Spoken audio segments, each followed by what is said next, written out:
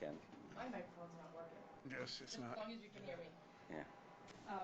Councillor Moore? Here. Councillor Robichaud? He's excused for tonight. Councillor Larochelle? Here. Councillor Lunt? Here. Councillor Fellows? Here. Councillor Smith? Here. Councillor Miller? He's excused also. Thank you. The Finance Committee? Let's see.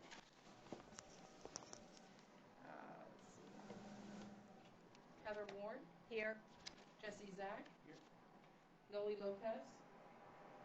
Curtis Lunt? Here. Dan Lehman? Here. Right. Thank you. Moving right to the first item, please.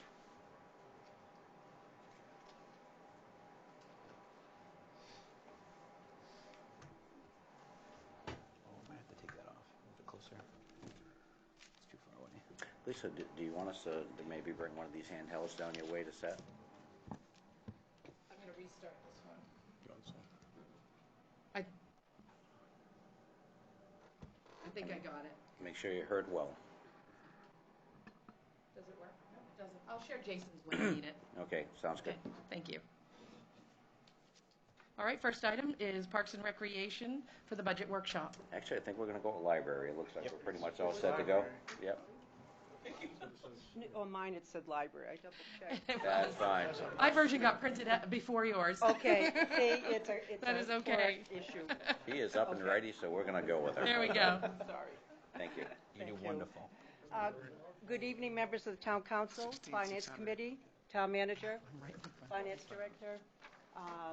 I am Diane Nadeau. I'm the Library Director, and I'm here this evening to present the proposed 2023 Library Department budget.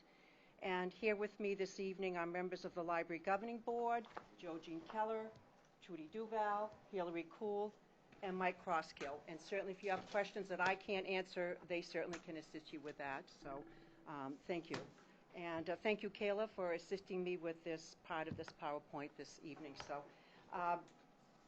the first slide that you see here, you see the sign that a patron painted for us several years ago.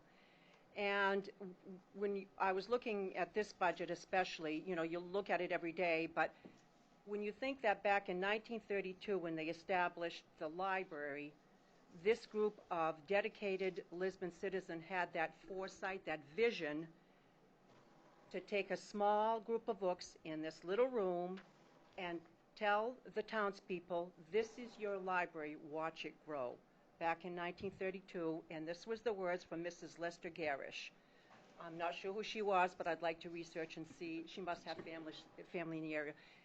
And that vision still is true today, and we still move it forward, and we're happy to watch it grow for the citizens of Lisbon. The first slide is our mission statement, and it reads as follows.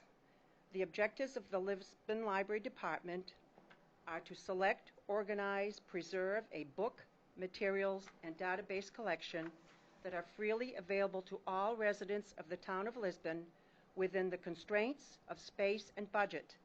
All efforts to obtain materials through the main Infonet Systems interlibrary loan system are made to continually increase accessibility and timely service to the community. The library also maintains a special Maine and Lisbon history collection and cooperates and supports local and state educational, cultural, recreational, local businesses, and civic organizations. The library will provide a qualified staff who are concerned and involved in serving the needs of the Lisbon community. The library will strive to recognize and support the American Library Association's Bill of Rights and Freedom to Read statement. The first account in this presentation is account 50102, and that is a salary for the department head at $77,730, and this is regular wages for one full-time salaried library director. The increase in this line item is based on a pay scale derived from a pay study conducted in FY22 by a third-party organization.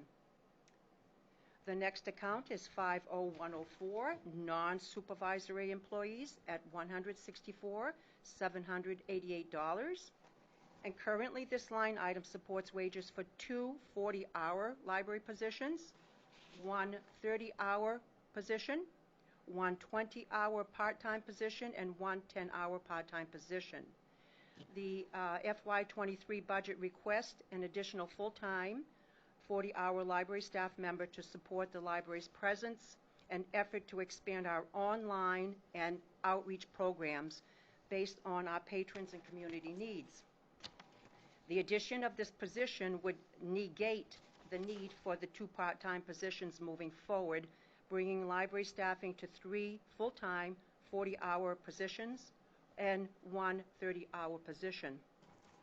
The increase to this line for the staffing restructure is here and is based on a pay scale derived from a pay study conducted in FY22 by third-party organization. Account 50201 is unemployment insurance at $373. 50202 is workman's comp at $655. The main PERS employer share is $24,737. The next account is 50220 health insurance at $86,730. This is that anticipated increase and also is taking into consideration if the full-time position is implemented, it is covered by this account. The next account is FICA at $18,553. The next account is 50301 office supplies at $3,100, and that's the same as the fiscal year we're in. We continue to purchase library supplies through Maine State Library's MHEC discount, and this request would continue to purchase and support the cartridges for our 3 printers, office supplies, book covers, and mending supplies. And this account also supports janitorial supplies throughout the year. And we continue to purchase our paper and PPE needs through the town for the best discount. This next slide brings in the account 50302, our operating supplies at $31,500, and that's the biggest one for us. That's what makes us move forward, what we do. This account supports this.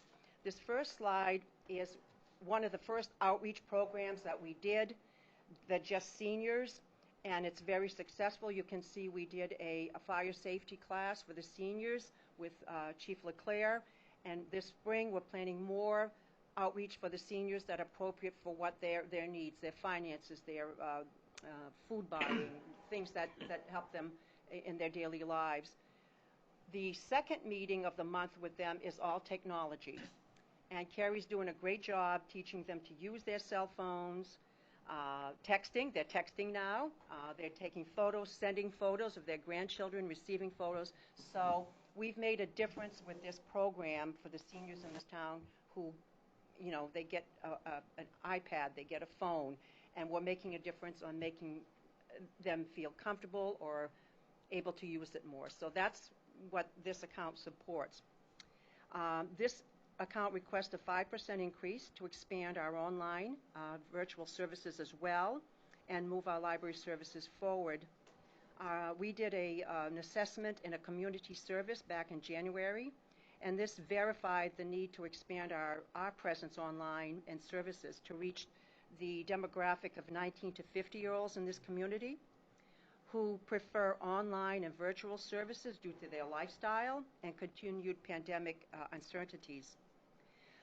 These new services would supplement and complement what we do in-house every day that have seen an increase this year as well.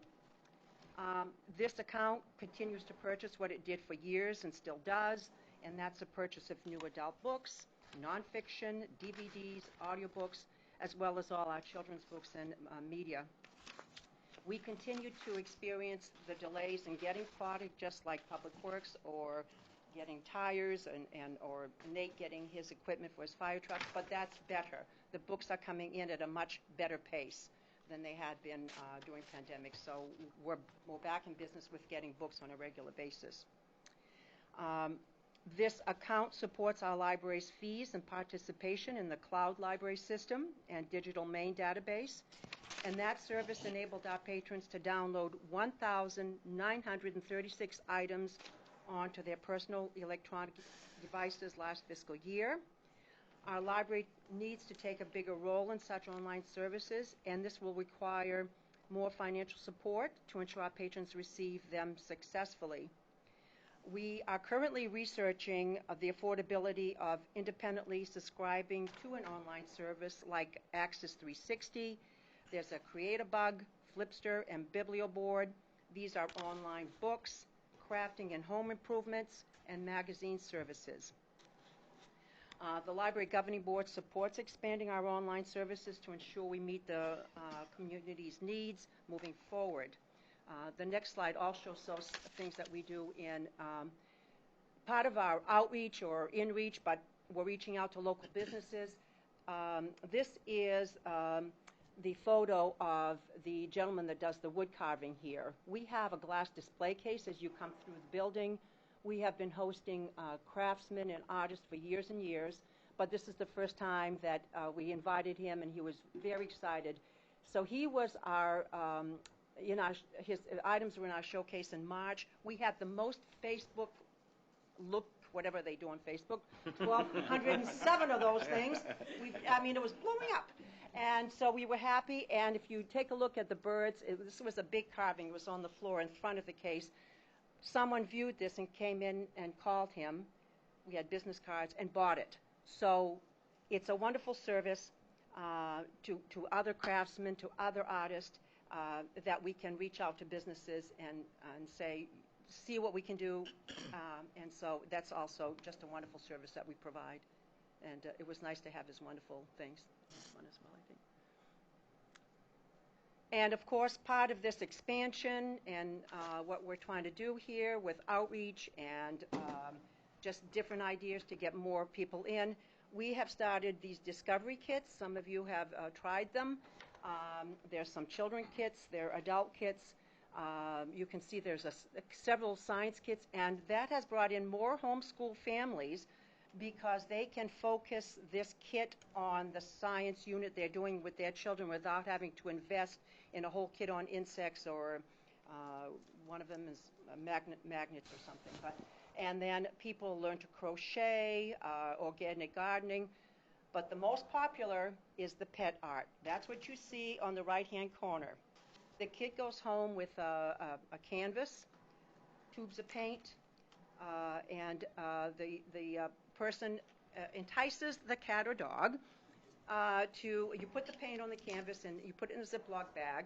We have little packets of catnip, and the kitty does the art. Or the dog, it's a dog-friendly peanut butter.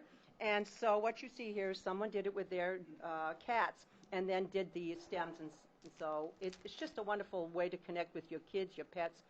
And we hear through the grapevine that there's someone with a horse that is experimenting with Really?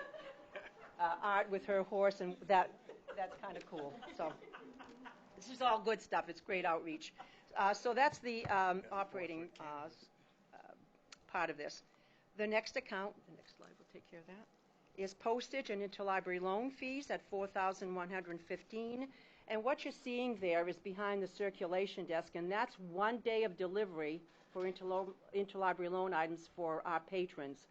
You see all the books, not so clearly, but there's music CDs, there's DVDs, and so there's something for everyone.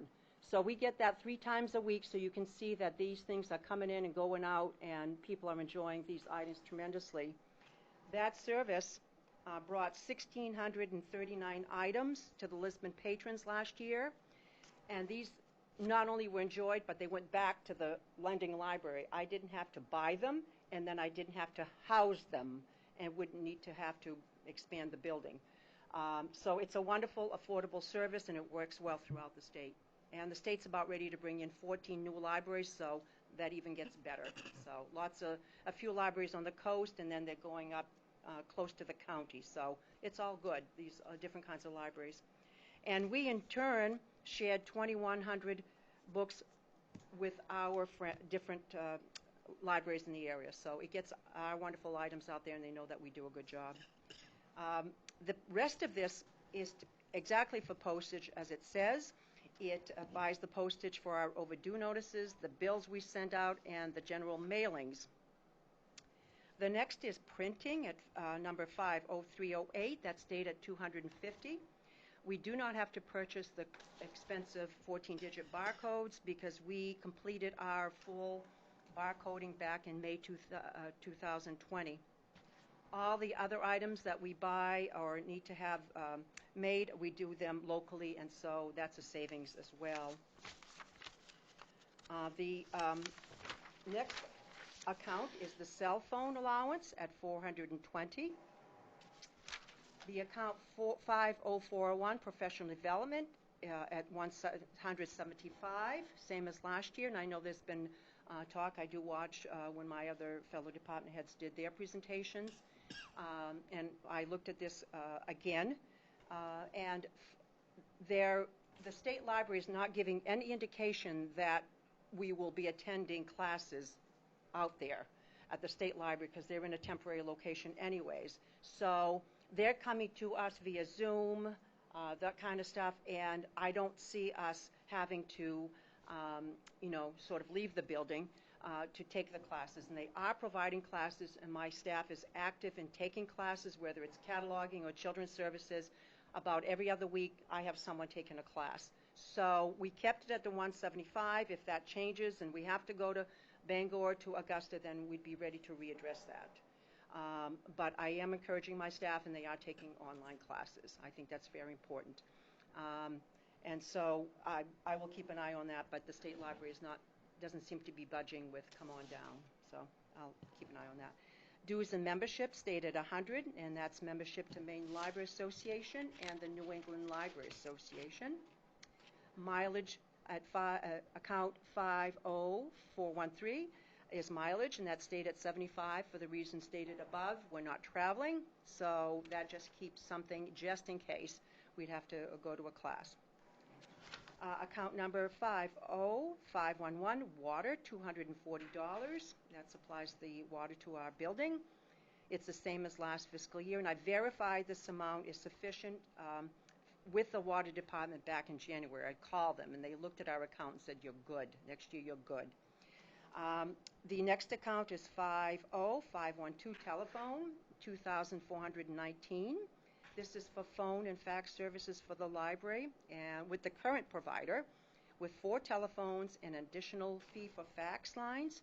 This also includes the security monitoring fees. The additional fees requested will cover any increases the telephone company may seek from us.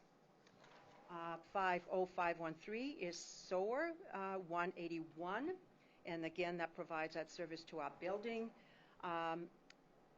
I verified this amount again with the wonderful SOAR department back in January, and they assured me this amount will take good care of the library.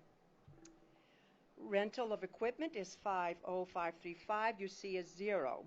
That had previously for years maintained the photocopy machine contract. The finance director is currently working with the company that supplies the copiers to the town offices to purchase a new photocopy machine for the library as part of the 2023 CIP plan. The library's current Konica copier machine has been in use since 2015, and the library is still currently the only location in town to provide copies and outgoing faxes to Lisbon citizens for a fee. The new copier would continue to support this patron service, as well as all the documents and reports and information handouts that we do on a yearly basis. By moving the library to the same provider as the rest of the town office, the finance director assured me any fees incurred would fall under another budget. The last account is our account 50536, repair and maintenance, at $11,350. The significant increase is not requesting more to wash the windows or to shampoo the carpets. That would have stayed the same. But in speaking with the interim town manager and the finance director, and they looked at the CIP plan for the library for the next 2 or 3 years and saw that we were requesting further down the line a little bit, replacing the carpet in the children's room. they chose to put that into this account as a one-time thing rather than a long-term CIP item. Is that correct in that kind of? The carpet is a tricky one. Typically, you don't capitalize carpet, so we see it as more as an expense item, which is why it's included in the municipal budget.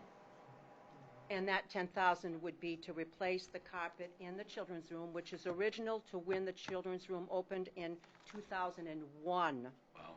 So, for those of you who have been here for a while, you know that we've gone to two major sort of flooding. One, you could have ridden a canoe, and then one major oil spill that was quite significant, and the carpet was cleaned, and on very damp days you can almost remember that oil smell, if you know what I mean. And lots of little guys that have come through since 2001. So the next slide, this is all I have, but I couldn't complete a report or a presentation without our children and our wonderful services.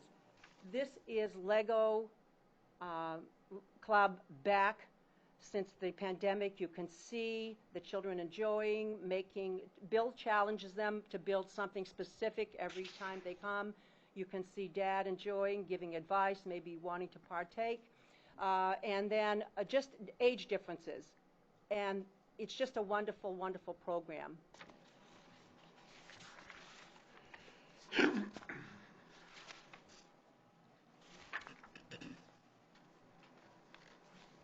So we also, with our ARPA funds, the grant that we got, purchased Lego Robotics, 2 kits. So this is wonderful. Not only do they get the Lego experience, but the next slide will show you that they also have to use a laptop. So they have to decide how to make this thing and then how to make it go. And this little thing went around the room, and the little guy was just as happy as could be, had to tell it to stop, and it's just a wonderful way a fun way of introducing science, technology, engineering, and so this is just a wonderful addition, and we'd like to continue to do those things. And the very last slide, you just couldn't do a presentation on the library without talking about story time. These little guys are our future. They're our future readers, and most of them grow up and say, "Do you remember me?" And I can say, "Yes, I do remember you." Mr. Bill is reading to them on the left-hand side. The right-hand photo, they stand up and we do a little dance with our bean bags, and everybody likes that. And then again, they get another story, and then they all go home for lunch. So this is my presentation, and I thank you for your time. Thank you very much. Any questions from council or finance? I have a question, Mr. Chairman. Yes, sir. On the non-supervisory, you had said that you would, the addition of the 40-hour position, new position, would negate the need for 2 part-time positions, a 20-hour and a 10-hour. Is that what this budget reflects? Yes, sir. So it's 10 hours additional in total? Sounds like. Yes. So it's the rest of the 51% increase in that budget line is just wages from the study, I assume? Correct. Okay. Yeah. I want to say that I think you do a great job. Thank you. Thank you, Mr. Lund. Have to agree. Yeah, any other questions from council or? I have a couple. Yes, sir. How many people are enrolled in the retirement system, Maine State Retirement, in the library? You know, I believe myself, Bill, and Cindy, probably Carrie. 4, I'm guessing, sir? 4? Yes, sir. Currently, and then we had to factor in having a new full-time Correct. person. Yes. if they could choose not to. And is there any, I'm not sure what you call them, but book kiosks throughout the town anywhere? And if not, would the library be interested in setting something like that up? You know what I'm talking about? Well, we do have... Share a book or something? Yeah. We do have them at the senior housing locations, 2 or 3. They come in and they fill their own libraries with book that we either, withdraw, or donations that we can't use. So I believe that there are 2 locations for seniors, and it's something that we thought we could do. I wanted to, as the spring gets better, we could see if we could, some kind of something at the MTM and at Beaver Park, maybe with a little book birdhouse share. That's, well, we'd like to fill it and keep it fresh. Yes. And is the police department still responsible for running down overdue books? That's a part of the chief's duties. It still is part of the Well, police department But function? she does a very good job, so it doesn't happen too often. it doesn't happen often, and, there's criteria, and it's either over $100 worth of materials, which is significant for us, or a significant value to the collection, that maybe we're the only one in the state that has it, or like the book on the Lisbon history, if they're gone, they're gone, you can't buy a new one. So we tried very hard, and we even send, the very last thing is a bill, and if you ignore that, then I do make an appointment with Chief, and he sends the Diane very knows. nice. She needs something, we'll take care of her. We It is usually quite hefty the amount Yeah, of right. books that they And have. that's by statute, right? I mean, that's not an ordinance. Well, by statute, it's theft, Theft. but, some libraries, but I just feel that the books and materials belong to all of you, and it's not fair for someone to not return them, especially if it's something that you or your child is, Okay. It's like borrowing the lawnmower from Public Works and not It's returning amazing how quickly they return them after the chief of police Yes. calls them. The process works, right? it. Yes, you Yeah. did, I'm sure, over the years. Any other questions? Thank you. Yes. Speaking of books, you mentioned somewhere that you had 39,000, am I correct, items Right. in your inventory. The price of books, I assume, is going up, or has been, and has it price affected your ability to purchase books? We still get the best discount. Most of the time, I get 44% off, like a Stephen King or a Danielle Steele, and that goes a long way. Yeah. Yeah. I assume that the rental of equipment with the printer thing, I assume that budgeting is either going to technology or to town buildings. That is correct. Technology. Just one question, and it seemed strange, but maybe it doesn't. So when you're talking about telephones and fax and the idea of the 2000, is that common today? With technology the way it is, we just actually using old technology for that, or is that something that we just need to look into? Seems so today, but a lot of that's done through internet, and you can get multiple phones for, I'm not sure what we use up front or not, but is it still traditional landlines for separate phone lines? And It is, and I think we found, we get some that come into the town office first, and we instruct them that we can't, do faxing here, and we send them over to the library, and a lot of the times, it's either to do with their personal taxes, like dealing with the IRS, or dealing with something with a lawyer of some sort. So that seems to be like the common theme, and we do get them pretty, not a lot, but enough that we do send them over to the library. And those funds go, I have separate accounts, and I go to the front desk, and you can see that as, there's copier fees, there's fines, faxes, that's all accounted for. I'm sure I have no question about your ability to keep track of everything. I don't think anybody would. It was just more the idea of the technology on the phone lines and stuff, because a lot of that's changed over the years, and I wasn't sure how long it's been since we actually looked at some of that. Right. that Not as technology. much as we used to. She's right. People, use their device, but we still have people who want a hard copy of an insurance Yep. form or medical form that they need, or veterans. Right, they don't have the personal computer at Correct. their own household. Right. It helps them be able to fax, because if they were to scan it, then they couldn't have that receiving end, because they don't have their own Correct. computer. And I think you'll find even with, I'm not sure what you get for a printer, but a lot of the new printers have the ability just to do online to I think it's receive gonna be faxes wonderful. without even actually having a separate fax machine. So, but either way, thank you very much. We appreciate everything you do. Thank you for your time. Thank you for coming in. Thank you, Ms. Campbell. Is there any questions on us from the board at all, or the library staff? All good? Perfect. Why don't we bring the next one up? Next one's going to be Parks and Recreation, Mark Stevens.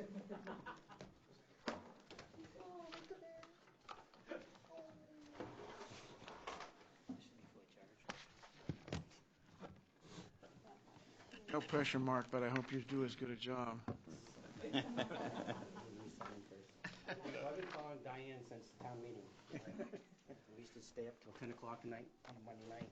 I always liked following Diane because she'd always soften everybody up and I mean, who's going to story time? This awesome time.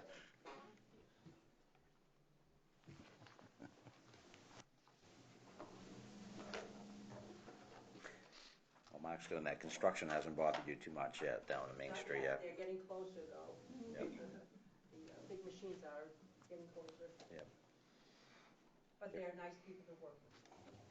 You get everybody, all your patrons all up to speed on what's happening and what to do. And We do. Nice. We post, as soon as I get something from BD Construction, I post it, yeah.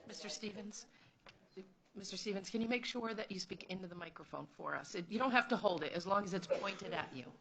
Thank you.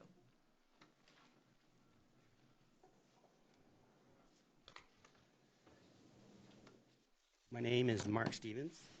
I'm the Parks and Recreation Director. And today, I want to make a note that to say before we start that we live in a time where neighbors don't know neighbors anymore. When someone knocks on the door, they look out the window or they check their Ys or their cameras before they open the door these days. Our job in the Parks and Recreation Department is to bring people together, and we are the social fabric that I think unites our town, and we strive for people to get out, enjoy the outdoors, parks, gardens, and trails. Saying that, my presentation is going to be a little bit different than Diane's. It probably won't be as good because she's been here a couple years longer than I have. I think we're the longest tenured people besides Richard Sainema. I think Richard started in 7th grade here. So this is my 29th year. I'm gonna start off by talking a little bit about where we've been, and I'm going to talk about where we're at now and where we're going. And so throughout this presentation, I only have 18 slides. There's a lot of information on these slides. If you have any questions, feel free to stop me, and we'll go ahead and chat.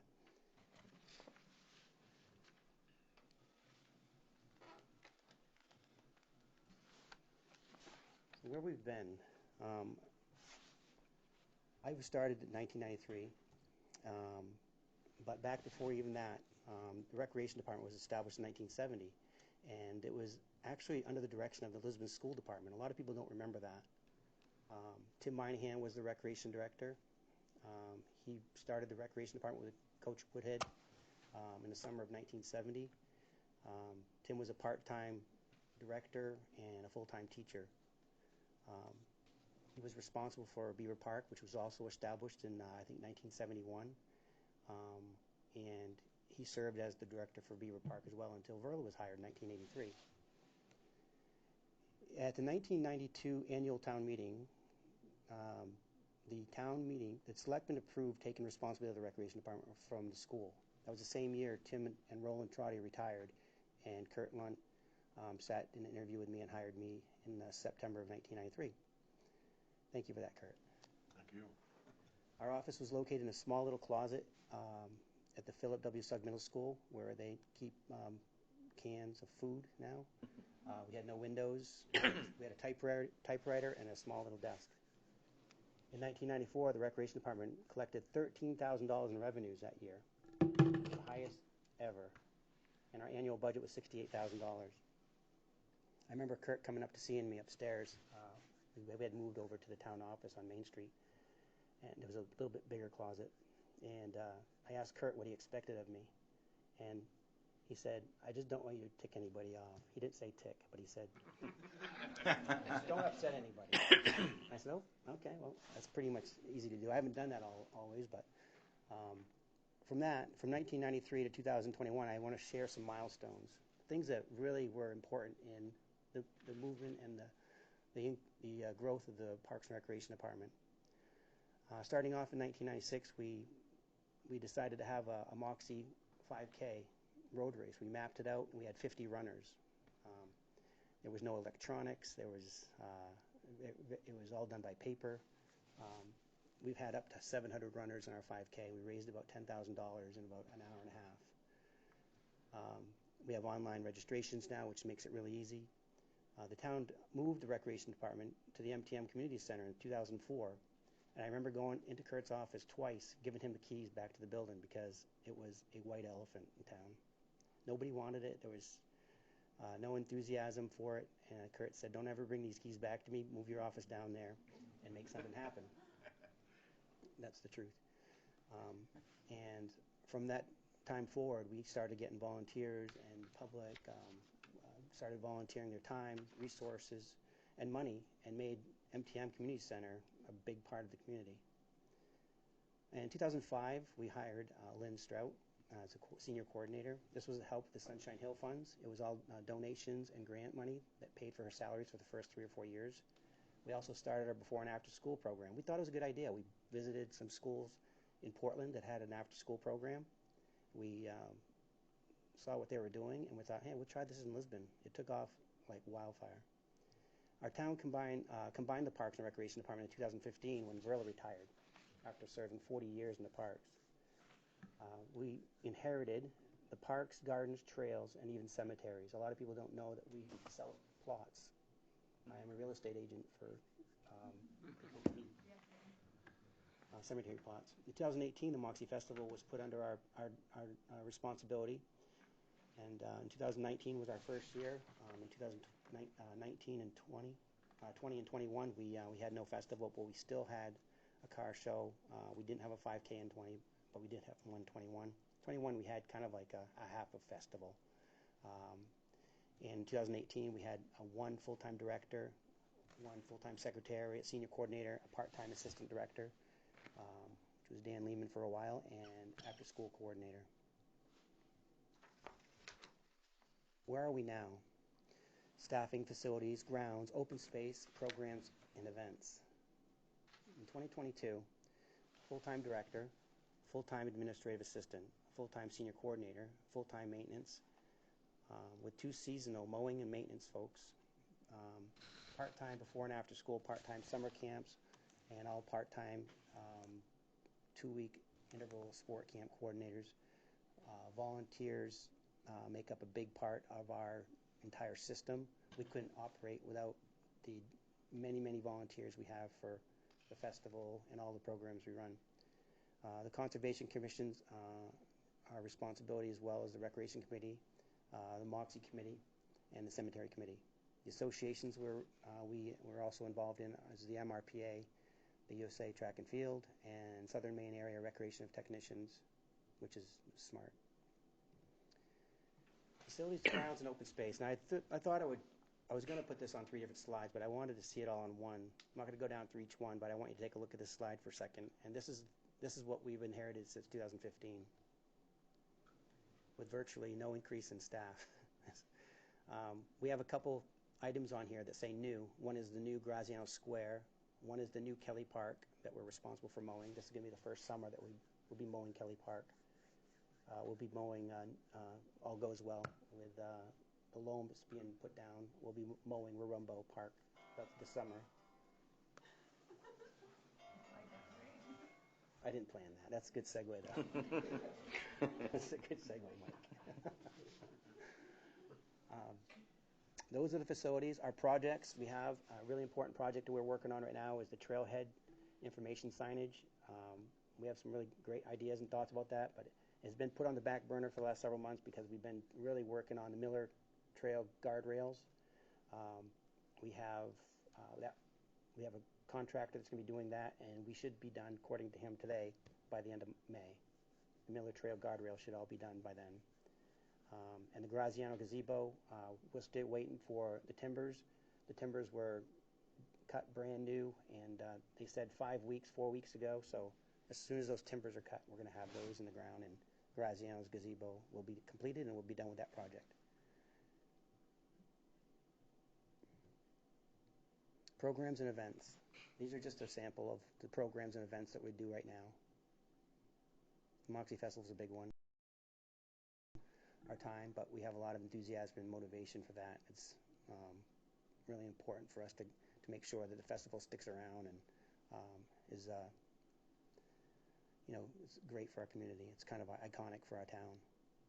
You can't mention Lisbon anywhere without thinking about Stephen King and the Moxie Fest. The Winterfest National Night Out we're doing again this year. These are all activities and events that bring people together and they make our community solid. Community groups that use the MTM Center, I wanted to put these in there because a lot of people don't understand that we have like a quilting group over there. We have a new knitting and crocheting.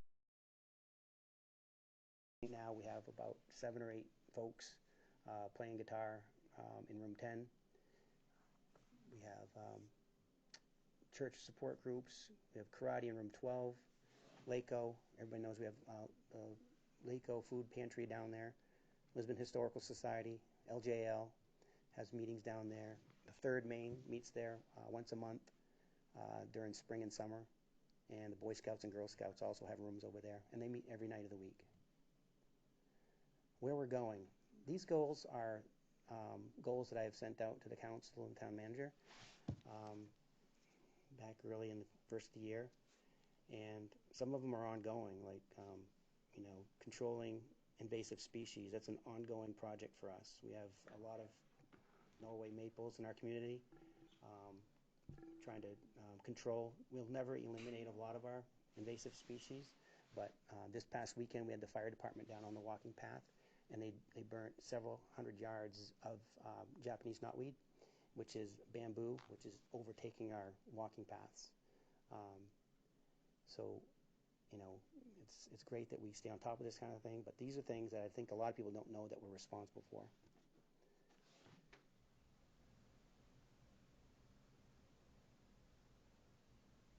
I always say create a dog-friendly park over at Summer Street because I don't know if Lisbon's ready for a dog park. I mean, we see a lot of it on Facebook. People say, hey, when's the dog park going in next to Burger King? A dog park is different from a dog-friendly park. And since 2019, Beaver Park has been incredibly, people have seen Beaver Park grow as a dog-friendly park. A lot of people are dog trainers. A lot of people will bring their dogs over there and walk the trails. 300 acres of trails. They can be out there without even running into people oftentimes. So it's an awesome place to bring the family and your pets. We have horseback riding in there. All kinds of crazy things. But those are our goals. What's new in the budget? This is something that I wasn't going to go line by line, but I can if you want. But I wanted to talk about the new things in the budget for this fiscal year. And one of them is a full-time assistant director. One is a full-time maintenance year-round. A new UTV to replace the old one. I think the 1-ton dump body is it's in the designated fund balance. It's not in the budget that you're seeing here. And 2 new dugouts for Pinewoods Road fields, and also that the market salary changes. What's not in the budget is really important that I talk about because this is another thing that people don't see unless you're really a part of what we do. And everyone has a story or a memory. This right here is a picture of last year's virtual fishing derby.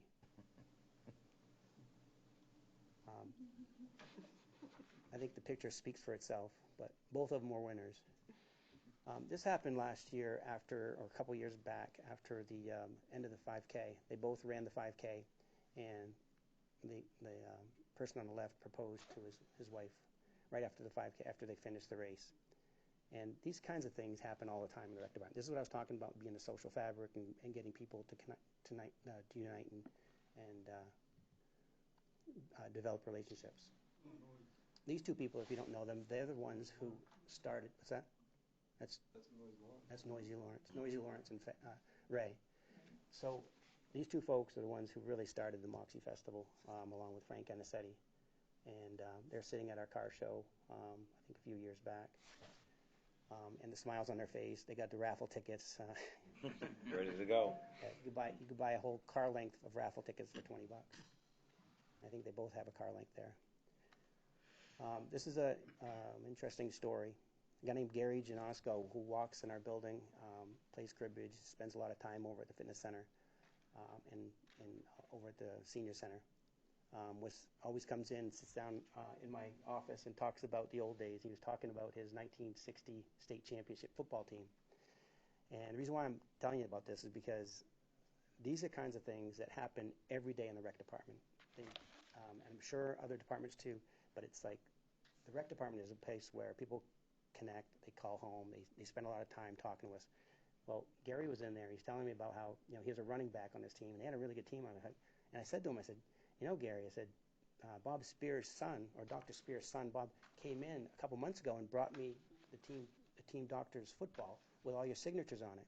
And Gary's like, Mark, I never saw football. I'm like, well, were you on that team? He goes, yeah, I was a running back. I'm like, well, you must have signed it because I just gave it to the Historical Society. He just dropped it off. So I brought him back. I had the keys to the Historical Society, and I went in, and I showed it to him. And this is him looking at it for the very first time 60 years later, and I gave him a pen. And you can see in the lower right-hand corner, we popped open the yearbook, and he showed me the picture, front page of the sports section, and that's him running the ball right there. So that was a big deal for him, and I think he'll always remember that. But he could have missed that football easily if he never sat down and chatted about the good old days. And the last thing I want to leave with is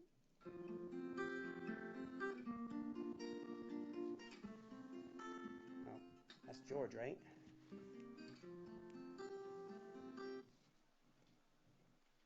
What do?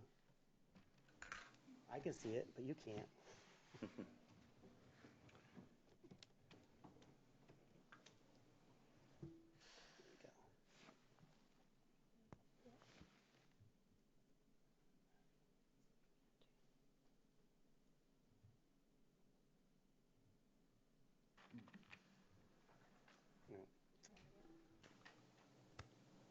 It worked at 4 o'clock. It did. Technology, no signal. Basically what it was, it's a video of a drone flying over one of the ponds at Beaver Park, and these 2 kids fishing. And it's really cool because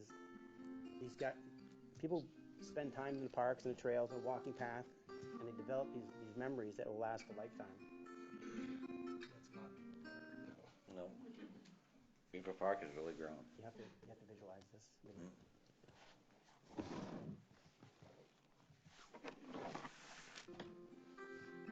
That's Mark and Gretchen in Puerto Rico. I apologize for that. Making some memories. Making some memories, that's right. You can turn around and show them. Okay. That's what I'll do. I'll turn around. Ready? Turn the laptop around.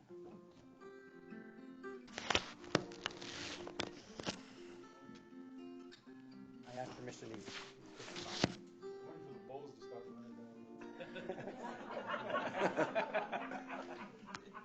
Anyway, this is a repeat video, but it's like there's so much out there. Beaver Park is a gold mine, and people that go out there and ride bikes and spend time out there really What's it cost to get in now? What does it cost to get in? If you're a resident, Yeah, it's $2.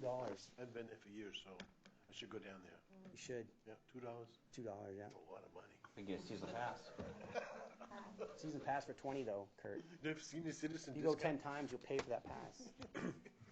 So the way you presented the items, the new items, are those actually presented in your budget tonight? Yes. So they are. Any questions from council or finance?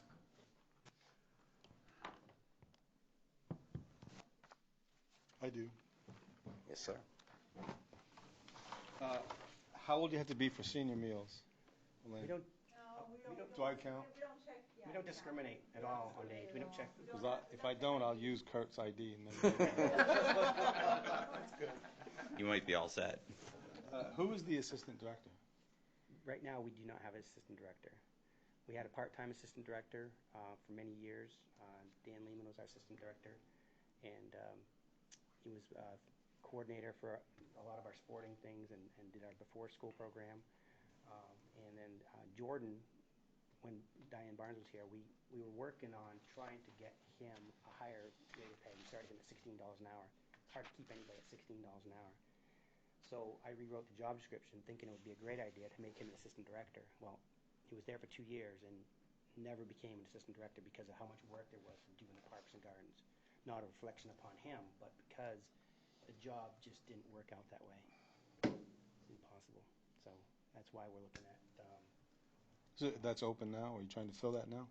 It's gonna be. Or are you going to wait? It's gonna be July. It'll start in July. If it's approved. When you do the things where you do meals and you have hot dogs and all that, have you ever considered having all beef hot dogs on the side All beef natural casing. for like Muslims and things like that where they can't eat pork? Specifically all beef. On the side? Well, cooking separate from the other ones. I think what we do is we. Oh, I think what he's saying. Well, I'm saying that if we have Muslim people that go to Right. these, they're not going to eat I mean, it's pork hot dog. we do when we do like a Easter dinner. I know in the past we'd have salmon pie and we'd have a meat, so people had a choice in those circumstances. But I don't know if we've ever done like an option of hot dogs if someone didn't want to eat pork. Very rarely do we even serve pork. It would be a wise thing for us to consider that, for sure. That's it. Any other questions? Finance? On the summer trips, you've increased that from 10,000 to 20,000. Is there a reason for that? There's a really good reason for that, and it has to do with COVID. Fun Town, Splash Town, those trips that we went to in summertime weren't even open in 2020. Some of them started open in 2021, so that's what those expenses are. These amusement parks are opening back up, and we're sending our summer day camps to those locations now. So had we lowered the budget last year to account for that? Is that what it was? It was 20,000 a couple of years ago, and then we moved it. Exactly. So we're recovering from COVID. We're getting more participation in programs now. We took a big hit for a couple years. People Right. didn't trust their kids going to the program, so Not over yet entirely. That's right. the trouble. But just like our fitness center, our memberships are going up. Good. People are starting to come back in. Our before and after school program numbers are increasing, which is a great thing because that's a $100,000 revenue program for us. Our day camps, I think we get calls all the time. We also allow non-residents to come. We charge them a little bit extra, but we're on the upswing of that right now, and thankfully. But hopefully nothing happens in the near future to set back again because that could happen. You took quite a revenue hit last year and the year before, I think. What's the average annual revenue from the gym? We kind of before the pandemic we were bringing in around $15,000, 10 to 15,000, and then I think last year it was around 7 or 8,000. But we had up to 200 members a month, active members a month at one point before the COVID hit. They all worked out different times, thankfully, and We need some more investment in the gym, though. we do, and we Pretty rough. Yeah, we do, and we have if you noticed, one of our goals that I put in there was to improve and upgrade the fitness center, all 3 rooms. That was like a little more state of the art. I think we get some really good revenue for the. Yeah, we charge a nominal fee. It's $15 if you're under 60, $10 for if you're over 60, and we've never really advertised for it. It's all word of mouth, and I'm kind of concerned about advertising for it because if we do, then you're never going to get on a treadmill. And I'm not sure if we want to, have a big revenue stream coming in from that. I'd rather have it be a great service for people to get, to attend a fitness center nearby instead of going to Thompson or Brunswick. But right now we have people from Thompson and Brunswick coming to Lisbon because they've heard about it. Questions? Just because I have the revenue right in front of me. If you want to tell them how much revenue you bring in. So Is that the expected or is that current right now? That's FY '23's budget. Okay, so we're expecting, we're planning on bringing almost $260,000 in revenues for this fiscal year, next fiscal year. What was that? 257,000.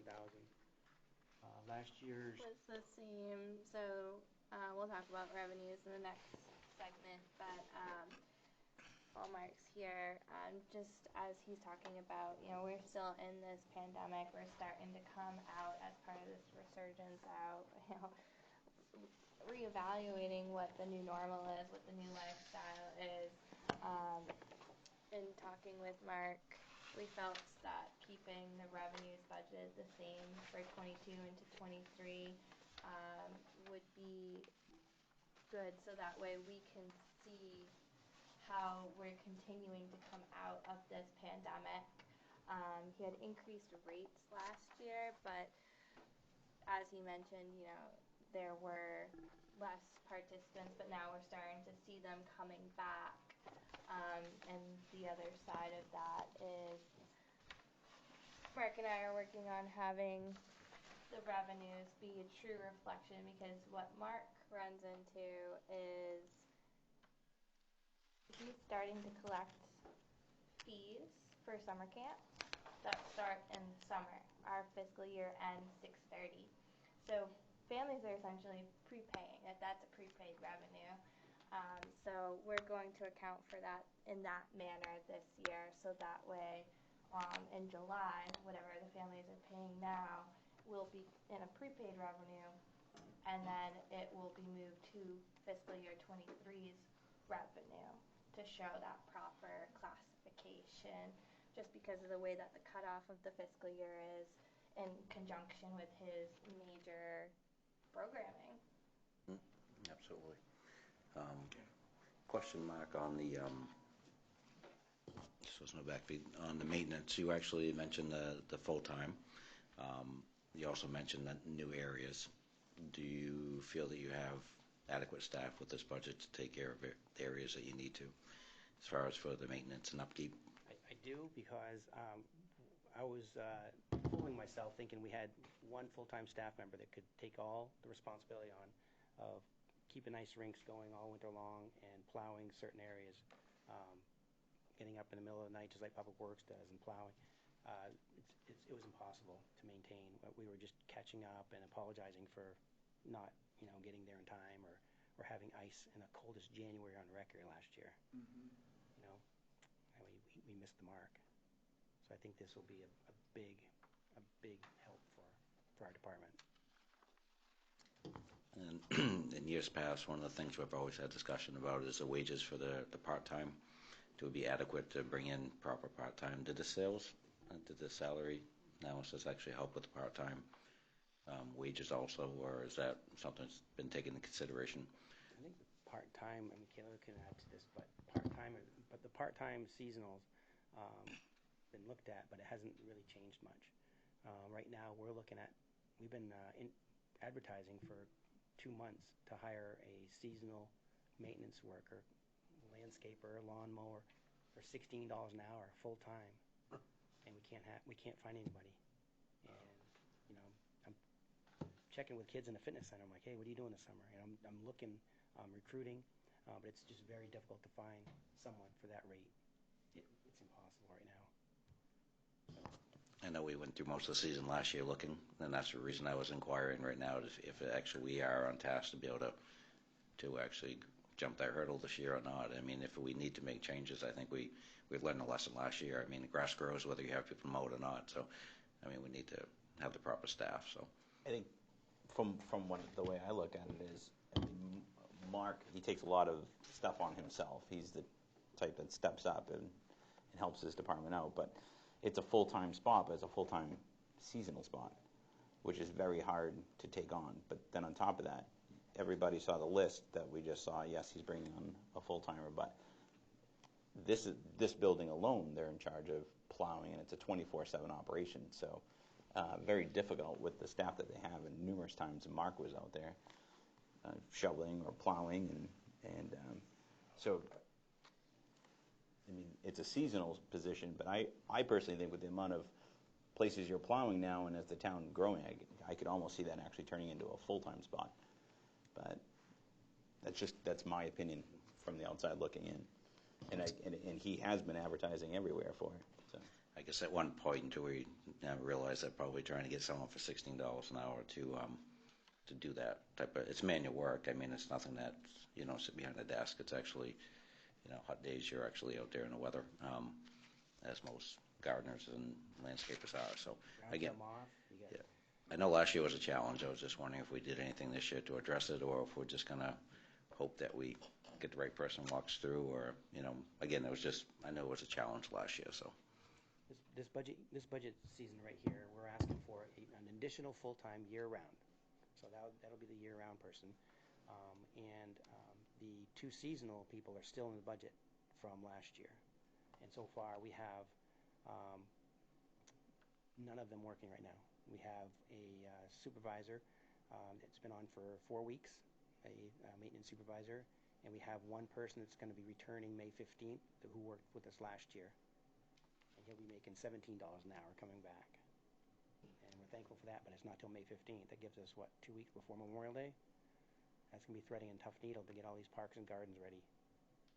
So if we can find someone, we have another position open that we posted for almost 2 months now. If we can get that position hired in the near future, then we're going to be in good shape. But right now, it's not looking good at $16 an hour.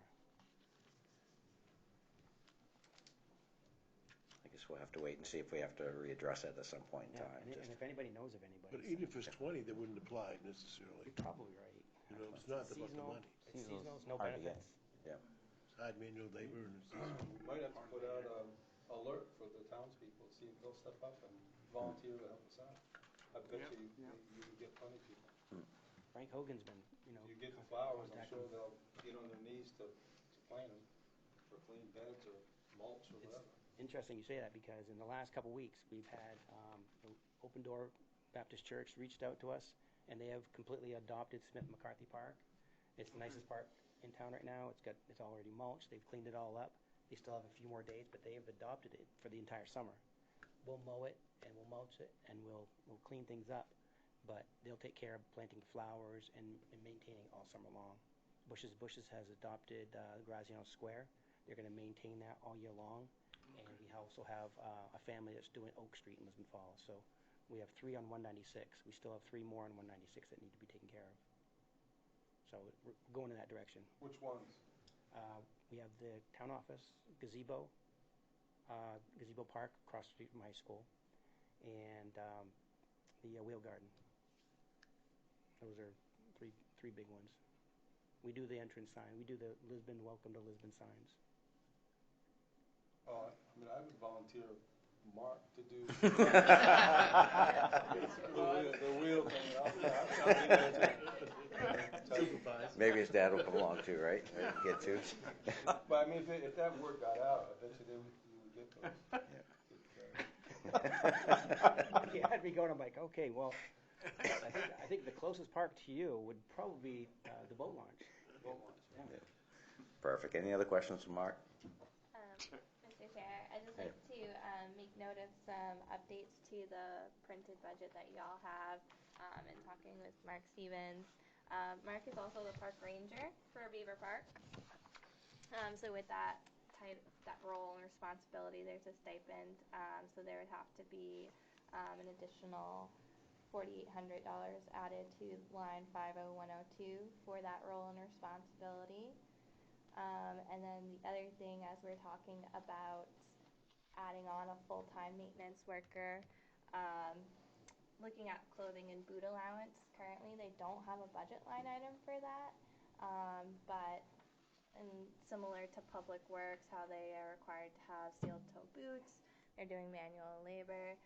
We wanted to bring that to your attention, that looking at potentially a $500 to $800 clothing and boot allowance, depending on the number of employees that would be in fiscal year 23 for shirts and boots. Personal protection, right? Yeah. So those are just the 2 line items I just wanted to bring to everyone's attention. Any other questions? Thank you, Mark. Thank you, staff. All right. We appreciate everything you do. Thanks. Lynn's here. She represents the senior coordinator position. Doing a great job over there. Perfect. Thank you to both of you guys. Do a great job.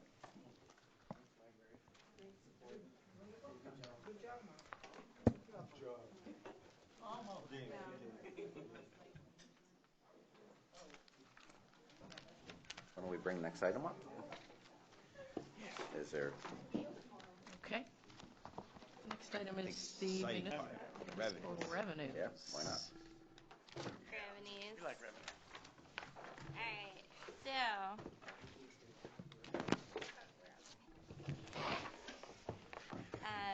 so we got a nice printout. That way everybody could see it. And what we're looking at in your first column is your fiscal year 23, this proposed budget. I've got a notes column comparing the fiscal year 22 to 23. And then the 22 activities, that's based on last Friday's numbers, what we've brought in since 4/22. And then also wanted to put in fiscal year 21 and fiscal year 20's budget off to the side there. What we've been talking about so far this evening is how COVID-19 has played a huge part in how we evaluate programs, how we evaluate attendance, how we evaluate revenues as well. And I think this really speaks to the revenue side of things. We'll start from the top and work our way down. This first section is general government. So we have, in lieu of property taxes for $10,000, that hasn't changed. Don't expect that to change. That's a 50% reimbursement for being tax exempt for the Greater Brunswick Housing Corp. Moving down, motor vehicle excise taxes. I put in a $400,000 decrease to that. Historic. The first line is campus, whatever. Campus Ave, yep. Yeah, campus Ave. Yes. Motor vehicle. The current year's budget is $1.8 million. In fiscal year 21, we did see a surge in people buying new cars. That's when the stimulus packages had gone out, and a lot of people bought new cars. And with that is higher excise taxes.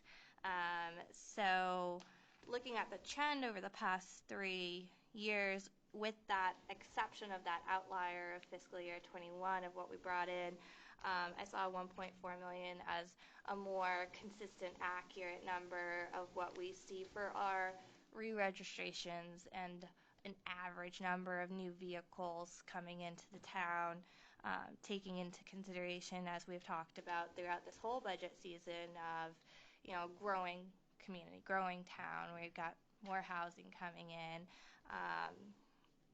but we do feel as though that 1.4 is a more realistic number.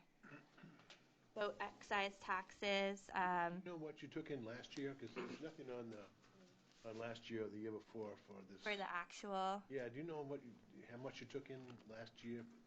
For fiscal year 21, we took in just about 1.6 million. 1.6. So you're going all the way down to 1.4 from 1.6? Yeah, because we had a lot of new vehicles in fiscal year 21, just because a lot of people used their stimulus checks to get new cars.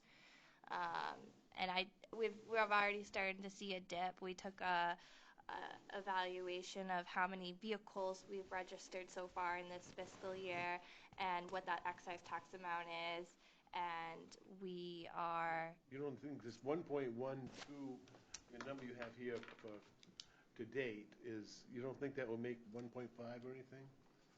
The year to date, the 1,120,372. I think it's going to be 1.5, 1.4. It'd be close, yeah. We're already seeing a decrease so far. We're not seeing any new vehicles. Very few. We're seeing a lot of re-registrations, a lot of older cars, a lot of those used cars coming in. The average car in Maine is 9 years old. I don't know about Lisbon, but most of us can't afford new cars. And a lot of car Part of the dealerships issue aren't is- able to get Part of the inventory. Part of the issue is you can't get one. Correct. Right. There's no inventory. I was in a place today and they had a big dealer and they had no new cars and told me it was 3 months to get one. Yeah. So with that in mind, I don't I don't think we're going to see a lot of new vehicles in the next stretch here. Usually I've been able to count historically on 3 to 5% every year increase, but just because cars increase in value and that does it for you. But you're not think you'll see that, huh? But excise actually depreciates every year on a car. It doesn't actually increase. So if it, Right. I mean, unless Right. yeah. So I mean, unless we're seeing influx of new vehicles, I mean, it will be a downward cycle. Yeah, I think the fiscal year 21 was a bit of an anomaly for the influx of new vehicles that we're not going The to rest see. of the economy does better. Hopefully. How much of that revenue was left over from the year before because it was all deferred by the governor? Was that? That's the other part of it is the governor had said that there was a bit of a grace period that there's about 3 months, which unfortunately for us cut at the end of our fiscal year into our new fiscal year. So there was about $250,000 that should have been in the previous fiscal year, but got into the new fiscal year just because people had that grace period to register their cars. A lot of factors. I rather plan for more correct than the idea of assuming that we're going to get more. So. Yeah. Boat excise taxes, $6,750, which is a $1,750 increase. That's based on the average collected over the past 3 fiscal years. We budget about $5,000, but we've been collecting somewhere between $6,000 and $7,000. So I just wanted to bring that more in line. Interest penalties on taxes, $36,000. Again, I took an average over the past 3 fiscal years. Currently, we are at 63% earned, and we still have spring liens. So I think that we're going to exceed the $33,000 that was budgeted. What do you charge for interest on delinquent property taxes now? Is it? So we follow the state regulations. Is it 7 or 5 or? The maximum cap for the state of Maine for 2021 tax year, which runs through our fiscal year 22, is set at 6%. And then for tax year 22, which will bring us through fiscal year 23, the cap will be 4%. It's going down. It used to be like 8 or 9. It did, yeah. It used to be up to 9%, but we're starting to see that downward trend. And that may go back up in the next couple of years. So yeah. Right, but even though the cap is decreasing, taking into consideration the economy, we are seeing an increase in liens and a lot that goes in that. So, and again, looking at the average for the past 3 years, 36,000 was an increase of 3,000 to that. Agent fees I did not increase, so it's 38,000. So far, year to date, we've collected $27,047 of that $38,000 budget. On average, we come pretty close to that. We're collecting right up to that. State revenue sharing, this one's going to be our big one. Happy to report that the state of Maine figures are showing $2,225,912.84 for Livspin for fiscal year 23, which is an $855,913 increase. Huge. That's Huge. huge. A lot of factors go into that. I think it's hit the 5%. I mean, it's based on state 5% of state revenues, and there was at some point that 5% is maxed out. Is that this year? You know, because they went in stages. It's been going up. They did. I don't think it's this year. Is it? I thought it was. And that's Was it what this I year? missed. For fiscal year 23 in the upcoming fiscal year? That's what I thought. But That's almost as much as the ARPA funds that came this well, you year. can't count on that every year. My point is, you may not get it next year. You may. It depends on the state economy, of course. Yes, and in looking at each of those projections, the state of Maine, if you go to revenue sharing, they have their projection spreadsheets. Last year they updated it, I think, 5 times just because, as you mentioned, the economy with everything going on, there were a lot of unknowns. But New cars. on average, the projections are right in line with what we're collecting. So I thought that projection was adequate. Because we budgeted $1,370,000 in fiscal year 22. We've already collected that, and this is the last quarter of the year, so we still have April, May, and June to collect in revenue sharing, and we've already collected everything we've budgeted so far. So with that as a sign, I feel as though that going in line with the projections that the state does would be appropriate. Urban Road Initiative Program was an increase of $3,700. It's based on state assistance for improving local roads. Veterans reimbursement, that one's been $10,000 each year. The way that the state does that, it's pretty consistent. I mean, there can be some fluctuations each year, but $10,000 is a safe budget. Tree growth, same as veterans. $13,000 budgeted, same as last year. That one also has its fluctuations, but $13,000 was a good budget number. State road revenue, Randy Sear our public works director, had kind of touched on this during his budget presentation. We invoiced the state for plowing Route 9, Route 196, Route 125, and I think you had mentioned part of Upland Road as well. And I questioned School Street, because I know School Street is actually a state road. But. Yeah, so that's, it's based on a 2% increase each year. And that covers salt and plow blades and maintaining those state roads. Fax revenue, not budgeting that for that. We touched on that tonight as well. We usually send them on over to the library. Copier revenue, 400. NSF fees, that's for bounce checks. 500 is what was budgeted. I think that's also a good number. I think we're starting to see a lot less of those, which is nice. And we do charge a fee of $35 if somebody has a bounce check. The next section is something I wanted to bring up about the sewer and water department's administrative reimbursements. So currently I function as the treasurer for the water and sewer department as well as the school department. So with that in mind, I guess the town had evaluated many years ago that the sewer and water department would pay a percentage back for the finance director and town manager for the sewer side, and the finance director, town manager, and HR director on the water side, percentage of their salaries and a percentage of their full benefits. Now, full benefits is inclusive of workers' comp, full health insurance, main state retirement, unemployment costs, and Fica Medicare, which is standard tax. Water is at 5% and sewer is at 8%. I guess what I wanted to just bring forward for discussion tonight and to see if anybody has any insight on it is if there is a written agreement between the town and the sewer and the water departments as a means of an interdepartmental service agreement, not necessarily a contract, but a way to say that these are the services that are being acknowledged, that the finance director, the town manager, and the HR director will oversee, and these are the amounts that we will then charge as a bit of an accord, an agreement, and on an interdepartmental level. Because we can't find anything. Yeah, have So you it's checked fine. with the water department? I'm sorry. Did you look in the water department charter? Shelley's looking for me. I have that charter. I don't think it's there, but maybe. I would think that back in the day, it was Sewer basically department, just a agreement more so than it was a written contract, Yeah. but I would assume that that's what we would want to actually move forward with.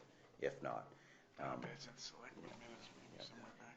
prior to you being the person overseeing these, was Diane doing this prior? Yes.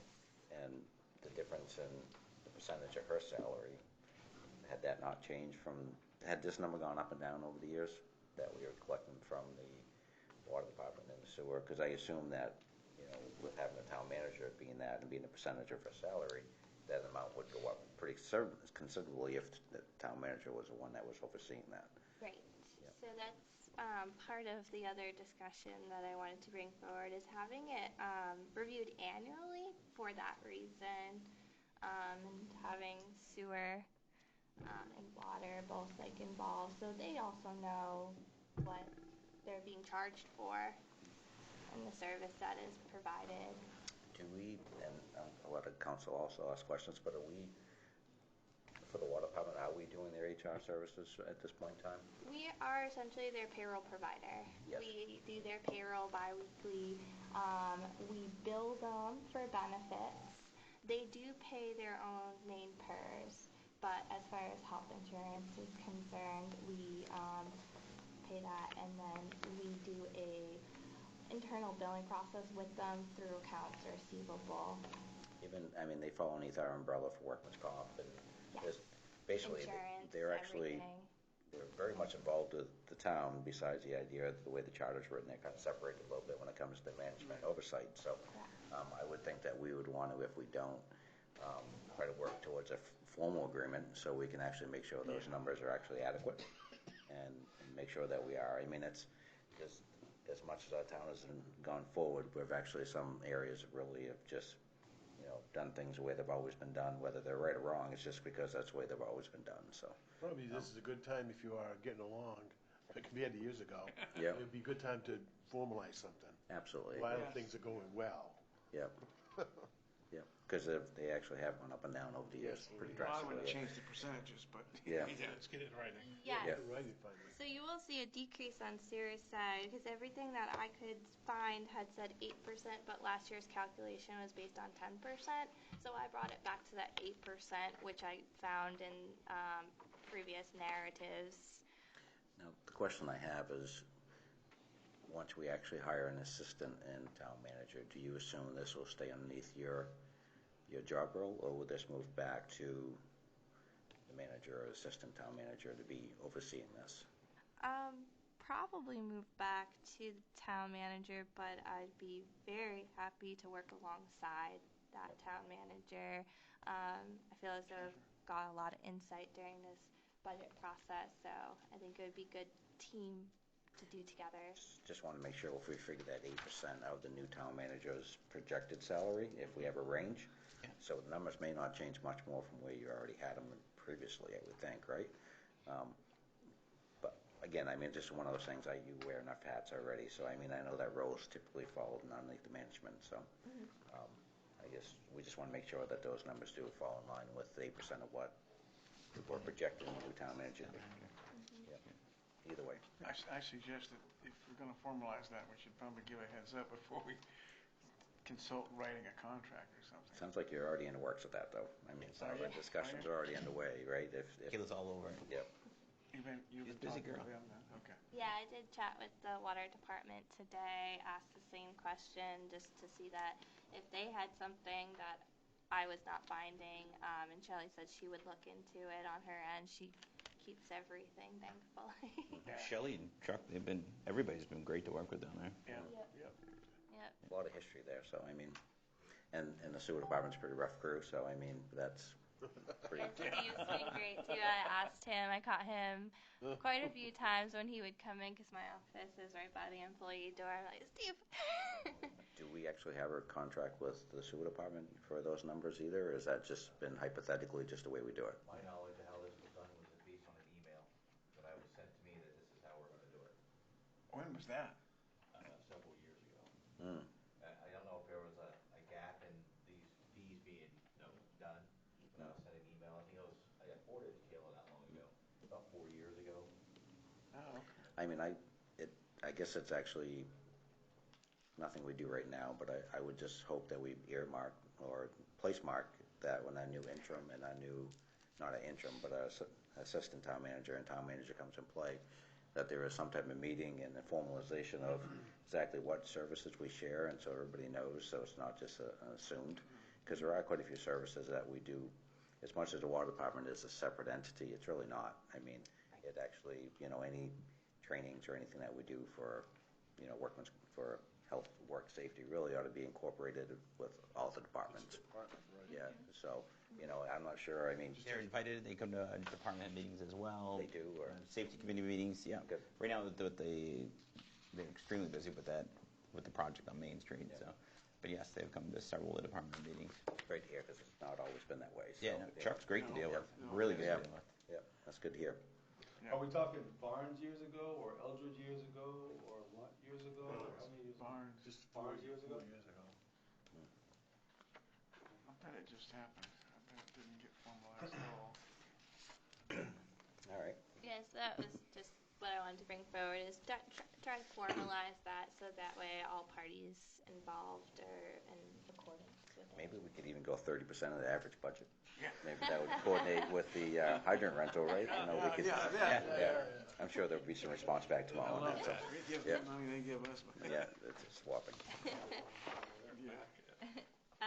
And then, so moving past that, miscellaneous revenue was not budgeted, but it's included there so you can see the year-to-date that we've brought in. Miscellaneous revenue is miscellaneous. It's kind of hard to budget for that. And then the next one is the MEMIC dividend. That one was $13,000 this year.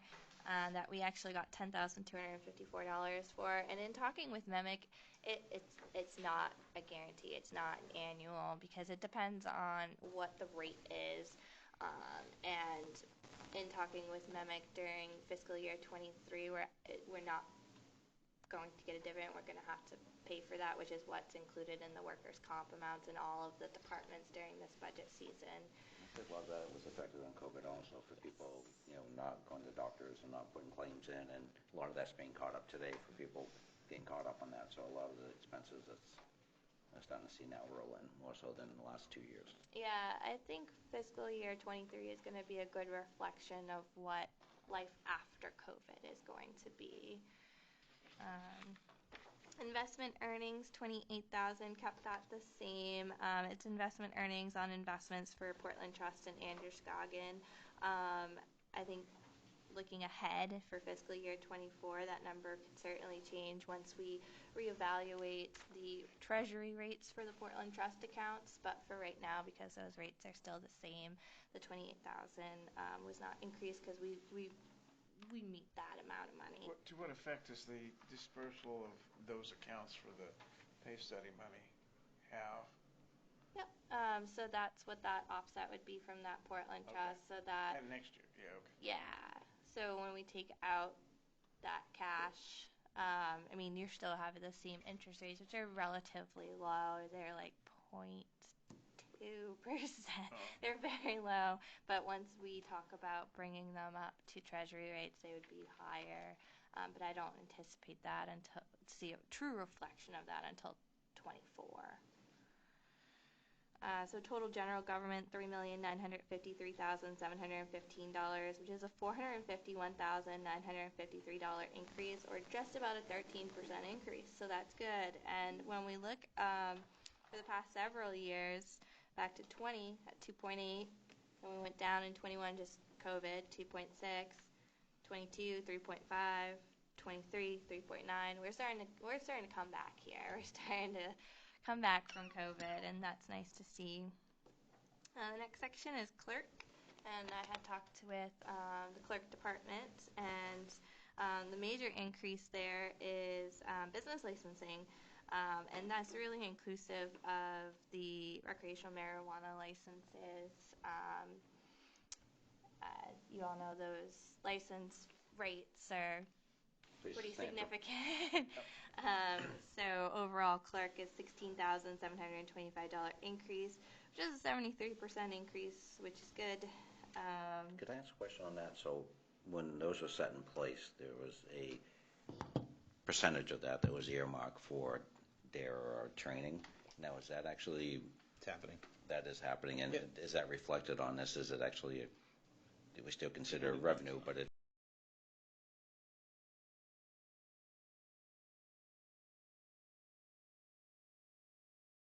That's taking 75% of that license. And then 25% is going into DARE. DARE is its own special restricted account. So the revenue... Okay, thank you. Just curious. So in other words, that's the net after DARE. Yes. Okay. Code enforcement. Again, talking about how our town is growing, how there's more building going on. I had talked to our code enforcement officer, and we had increased construction fees by $15,000 as of last Friday. We've collected just shy of $20,000 of that $15,000 budget, so I see an upward trend on that. Plumbing permits and electrical permits, and FY22 we had separated construction fees from electrical permits. So this is the first year that you'll see electrical permits. And looking at the trend that we're seeing for this year, we've received $6,343 so far. But because this is the first year that we're separating out in that manner, 6,000 was a prudent number for that. I mean, is there a certain revenue assumed by that? I mean, if we collect 100, do we pay out 75? Is it a one-for-one that we actually pay out for electrical? Because that's a subcontracted other than a codes, Yeah, correct? it's so our subcontractor, he gets paid per job, essentially at an hourly rate. So if he's able to do 2 jobs in the hour, he gets that hourly rate, which I believe is set at $35. So when someone comes in for, and maybe it's a different discussion for a different night, but if someone comes in for electrical permit, not knowing the hours it's going to take, is that still a flat fee for that electrical permit? Yes, it is. So it's sometimes possible that we may actually be upside down in some of the circumstances if it takes more. Yeah, so because this is a newer item and a newer way of accounting for that item, I think that right now I would consider it fluid for us to reevaluate and see what's working for us and what needs to be tweaked. Thank you. The decrease to that is $2,319, and that is because we are no longer working with Sabatis and providing that code enforcement service over to the town of Sabatis, as they have their own code enforcement officer now. General assistance, that's an increase of $3,500, and that revenue is the state pays us back 70% of that expenditure item, and that $21,000 is based off of that 70% of that expense item that was presented last week. So I have a hard time understanding how that ends up being a revenue if we only get back 70% of what we collect, pay out. But yeah, it's more it like seems like it would be like a 30% loss. You mean, but exactly. But. The next section is.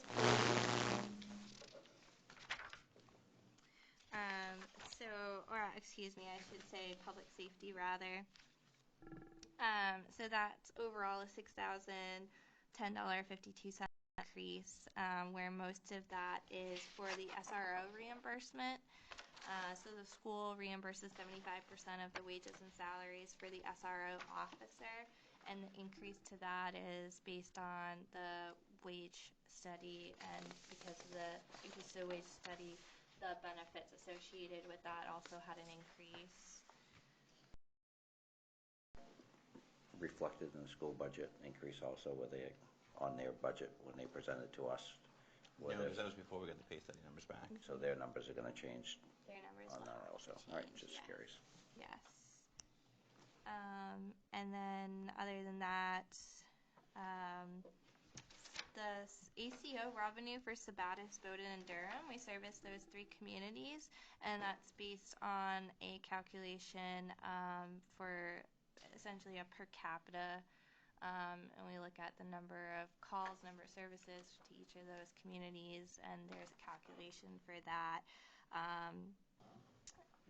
So the last one is Livspin Emergency Dispatch, and that's the reimbursement for dispatching services for a $7,000 based on the contract.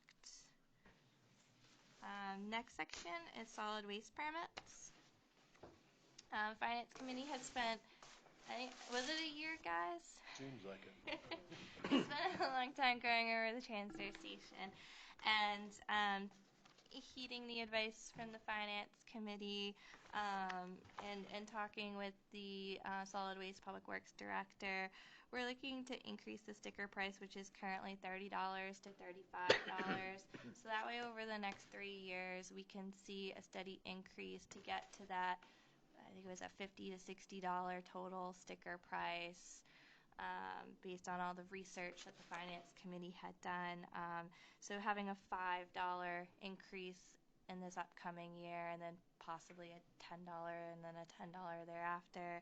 But How much can you stand to increase it? but I want to put my cart before my horse. So for right now, it's a $35 sticker price, which is an increase of $16,940 revenue for the sticker prices. There were some other small increases just based on averages over the past 3 years or what we've currently collected for other items such as mixed paper, yard items. Yard items has been really good. A lot of people doing a lot of spring cleaning, I guess. So that budget's seeing a $29,440 increase or 6.47%. Library. Talked to the library director, and the only increase there would be to the non-resident rate, which is a $300 increase. And then the last item we talked about with Mark Stevens here tonight, to the park and recreation revenue, just given how these past several years have been and coming out of COVID. He had increased the rates last year, but the participants were less, and they're starting to come back around. So looking at that, thinking that, I think fiscal year 23 will be the first year as life, the new normal after COVID, would be a great baseline for us to reevaluate the fees for fiscal year 24. There is a decrease of $10,000, you'll note, for Beaver Park fees, and that's because Lila had found a document in the vault that stated that Beaver Park fees were restricted to just Beaver Park. So there was a special revenue account that was created, and the revenue that was brought in for Beaver Park was moved to that special revenue account because that money can only be spent in the park for improvements in the park. Capital improvements? I assume it's capital improvements, Yes, not yes. other. Yes. So that's showing a decrease of $10,000, so that way that's in its proper restricted account. Economic development, that's based on, so that TIF revenue is based on the ED's budget for expenses, and that's $119,246. Interest rebate of $15,840, consistent throughout the past several years. I expect to see that coming in very soon. And then the last one is sewer. And overall is a $50,268 increase, or 3.49%, and that's reflective of a 3% rate increase for the domestic sewer revenue, 3% over industrial sewer, and 4% for septage. And then there's a $7,000 sewer hookup fee. Historically, we had not budgeted for the hookup fees, but as everything we've talked about this evening of the increase in building and hooking up sewer, we have actually gotten quite a bit of revenue from that, and so we felt as though budgeting for that would be proper. Do we actually feel there's that much more buildable space on utilities that we're going to see that? I mean, most of that was Kelly Park, which was already hooked to the town, but do you actually see there's another area that we would actually have that much growth that would actually duplicate that? During this next fiscal year, there will be along on Merrill Avenue, there's some building going on there, that will see fees come in for that this next fiscal year. And along with the homes being built on the backside of the growth development. Yeah. 22 houses. Yeah. Plus there's Great. some new apartment buildings in the works that will be coming forward, I think, to the planning board. That's great. It's good to hear. Okay. Yep. Because that goes everywhere. That's just not sewer. So overall, looking at general fund and sewer, that's a $550,894 rounded dollar increase, or just over 9.5%. Pretty impressive. Yep.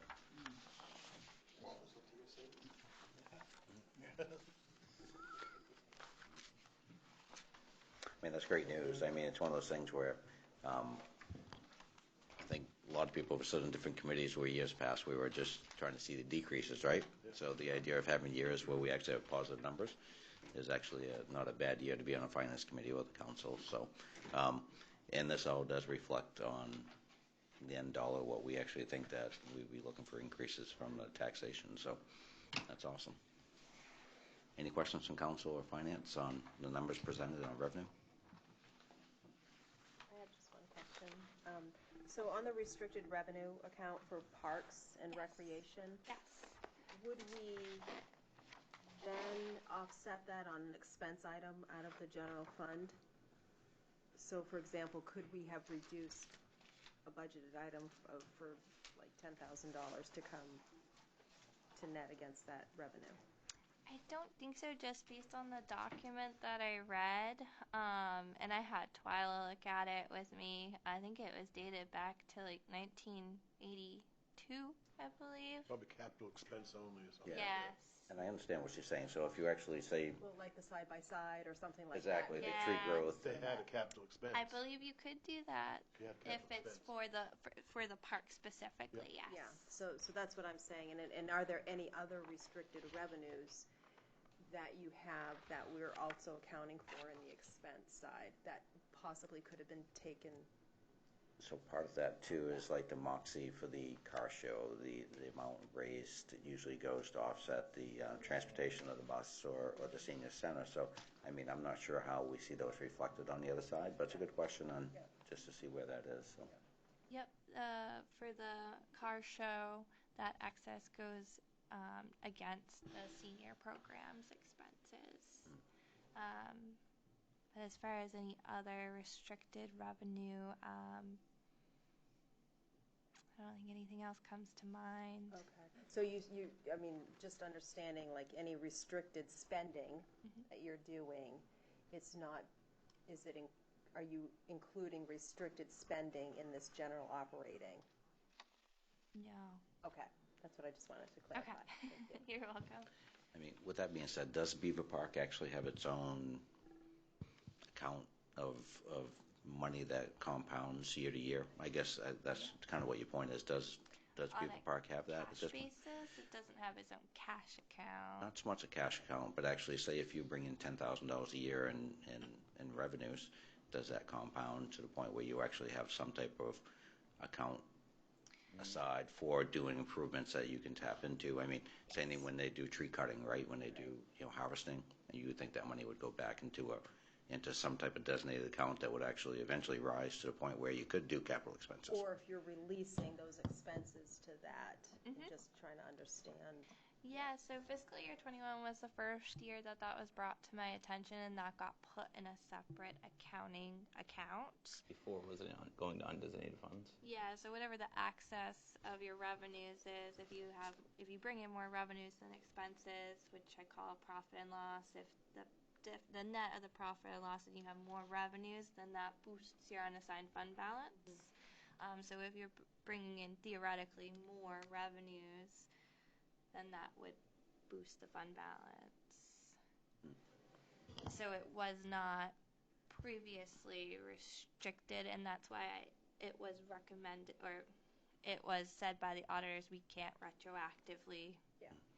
It's only from fiscal year 21 onward, and that's why I had created a specific account for Beaver Park fees. That you are correct, there is a revenue and expense and a balance sheet account for that. So if we were to say, the UTV is specific to the park and these fees are for improvements of the park, we could hit that expense account that once the revenues and expenses close at the end of the year, that remaining balance stays in that balance sheet account. And so that would be that net effect. Okay. Besides entrance fees and harvesting, is there any other incomes that actually come into the park? Because I assume any income through the park has to stay within the park, right? Correct. No. Yeah, I mean harvesting of the trees, which I think was done or is being done in segments, but. Yep, so harvesting trees, the box when you pull in and by the stop sign to enter the park donation base. We got a lot of coins. There's that, and then there's also the park passes. And those are the sources of revenue for the park. Someone likes to pay with $2 bills, which is kind of pretty, Yeah, that's kinda Pretty cool. interesting, yep. always pays with $2 bills. So I just have one more comment, and just thinking about the year's worth of work in the Public Works space, Yep. is that we still netted Yes. more than $200,000 in spending for that department. So I know. Still not there, right? it's still Still not not there. there. So that's just more about, recognizing that, while we, looking to bring in another 30,000, we're spending more than 260, so, Yeah.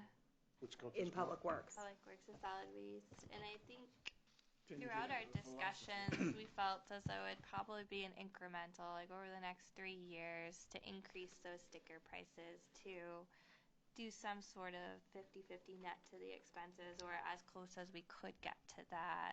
The hardest thing about staggering it for years is the cost of running the operation may actually increase more than what we're increasing. So especially now if we're looking at the idea of, coming up to negotiation, who we're actually using for a provider, those may go up, Right. it may go up 20% for all we know. But it's one of those things where, again, over a period of time, you may not be actually seeing the actual increase, so that may actually stay the same or get worse over the next few years, right? But Yeah, I mean, and recognizing that, it was really, I think, whatever that net revenue ratio is, around 30%, so that's still within parameters of what other municipalities Yes. are doing. So again, recognizing that, but I just want to be transparent in Yeah. full disclosure of all of that, and the work that There's a the lot Finance of Committee work. did, yeah. And I'd like to just add that we did talk about understanding that it's a service to the town too, so mitigating that expense, and that's why we're looking at incremental. So, This is kind of an aside, but my only concern is equity, that it is fair. fair across the board to everybody, not only the trash haulers, but the I individuals. think we had calculated last year that the average homeowner with a $150,000 house is paying $90 a year for the budget, the solid waste budget. And the revenues, part of that, if we charge $35, you'd have to get to like $60, then it's 50-50 at that point. Yeah. Because most of us have another item, a mattress or a TV or something we pay for in addition to that, fee. So it doesn't have to be all fees. One more thing. So one thing that would be really helpful in next year's presentation is to understand by department the percentage of spending, so that we have a better understanding that public safety, school, public works, all of that. What is the taxpayer receiving? We have A those. piece of the pie, Done right? pie Piece of the charts. pie. Yeah. I think we can Haven't you actually done pie print, charts like I that think in you the can past? print that out from the software system, right? Yeah, for me, it's just easier to see, like, well, of course, It is eye-opening. it is, yeah. Yeah, I could work on that. All right, thank You you. could do a net. You have to do it net because Yeah. some departments have no revenue, like fire Right, department, others Yep. do. But the expense side of it was what she's actually Right, what alluding are to. you paying Yeah. for taxes, and What what you're are you getting out. getting out of that? Yeah, I think that would be a really good, just an awareness tool for the committee and for the community. Yeah, Yep. of course. And I just want to put a congrats out to the department for the solid waste, because I think some of the numbers that you see in the increases there isn't just the idea of people doing more cleaning, but the staff being more proactive, and actually monitoring what's coming through and actually properly charging for it. I think that's, with the discussions that went on, I think there's a lot more that came out of that than just information on what we ought to be paying, but the idea of what we ought to be trying to achieve. And I think you see it in this budget. The shack makes all the difference. Yes. Yes, it Why not? does. Anything else on that? That's all I have. Correct. Thank you very much. A lot of information there, and it's always good to see good news, right? So any other questions from council or finance on this part of it? No activity, we'll move on to the next item, which is? The next item on the budget was actually a finalized budget, but I understand we're moving that to the next workshop. So the next item is adjournment. I would say that we adjourn this meeting, council workshop and finance workshop. Thank you. Great job.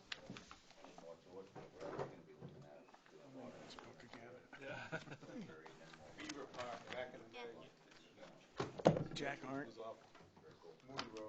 Beaver Park is like my most favorite place. Actually, that